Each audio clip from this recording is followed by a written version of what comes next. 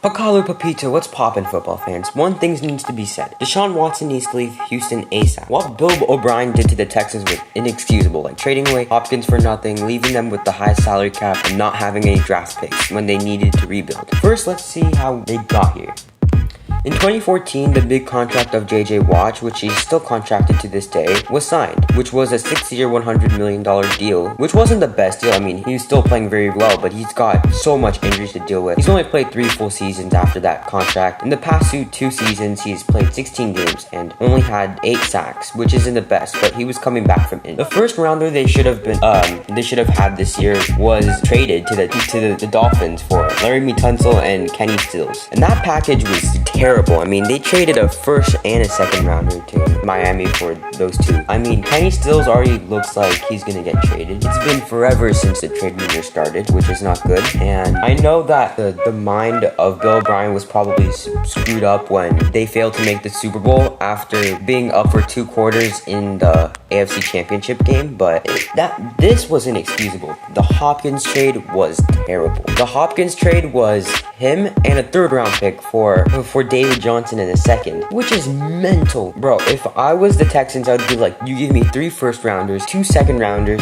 because again, this team was supposed to be built around Watson. Watson is young, 25 years old, but he's proven to be one of the best quarterbacks in the league, top 5. Brandon Cooks was acquired, but he already had a big contract to work with. They traded a 3rd rounder for him, but he looks a lot worse than Hopkins, and he's nowhere near where they are. So overall, they have 3 major contracts to work with. They have to deal with Watson's contract, Cook's contract, and Watt's contract. But they have a lot of big contract they still have to work with. They have to pay Zach Cunningham $58 million over 4 years. Laremy Tunsil, 3 years, $66 million. Benardrick McKinney, 5-year, $50 million. David Johnson, 3 years, $39 million, and so on. There's so many contracts to talk about. They signed Randall Cobb just to help fill the void in the receiver that they left by DeAndre Hopkins. He's looked decent, but again, not Hopkins. And I feel like he would have such Watson would break out. This would have been his breakout season, which would have elevated him to a top 3 quarterback if they still had Hopkins, because right now he's having his best season with 20 touchdowns, 5 interceptions in 10 games with a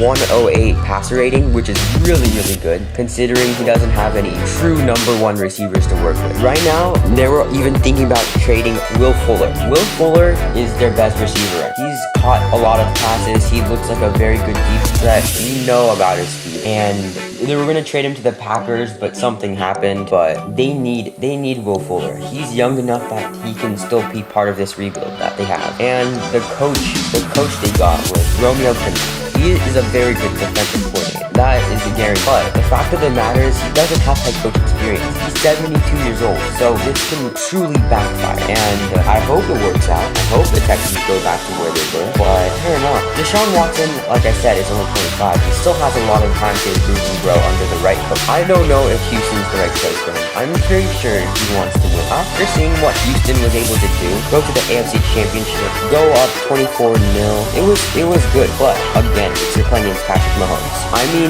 so I think he needs to go to a team with a winning mentality. And I think the Browns would be a perfect fit. You might be saying, oh, they don't have the right mentality. Shut up.